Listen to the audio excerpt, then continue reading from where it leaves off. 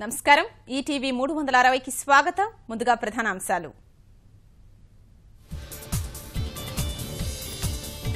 నగ్రోటా దాడి నోట్ల రద్దుపై పార్లమెంట్లో ఆగని ఆందోళన తీవ్ర గందరగోళం నడుమ రాజ్యసభ వాయిదా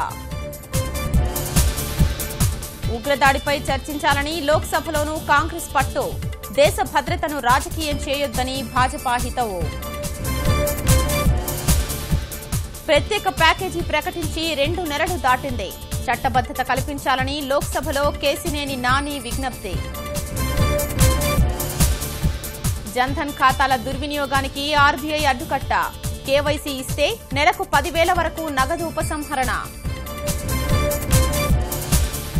నగదు రహిత చెల్లింపుల్ని ముమ్మరం చేయాలి జనవరి కల్లా మరిన్ని కొత్త నోట్లు వస్తాయని సీఎం ఆశాభావం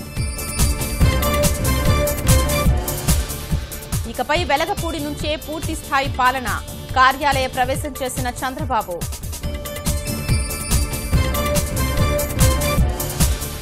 కృష్ణా జిల్లా కీసర సమీపంలో విజిలెన్స్ తనిఖీలు 2,500 బస్తాల నకిలీ కారం స్వాధీనం సినిమా హాళ్లలో జాతీయ గీతాలాపన తప్పనిసరి చిత్ర ప్రారంభానికి ముందు ప్రదర్శించాలని సుప్రీంకోర్టు ఆదేశం